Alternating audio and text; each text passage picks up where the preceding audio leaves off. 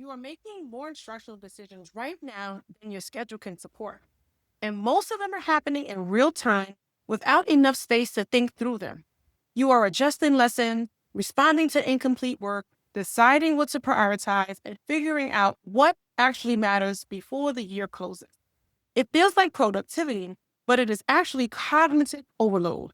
The problem is not the number of tasks, it is the number of decisions attached to those tasks.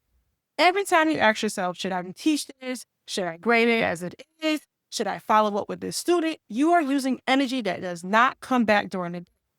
And the shift is not to do less, it is to decide once and reuse that decision.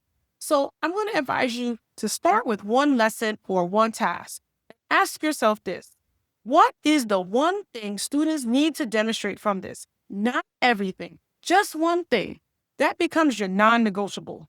Then I want you to use your AI of choice to generate 2 or 3 ways students can show that understanding. Now you are selecting from options instead of building from scratch. And you can do the same thing with your own responses. Instead of deciding how to respond to each individually, use AI to identify patterns in student work or generate a short set of response types. Now you are matching responses instead of rewriting them each time. Now, there's a third place this shows up that most teachers do not notice.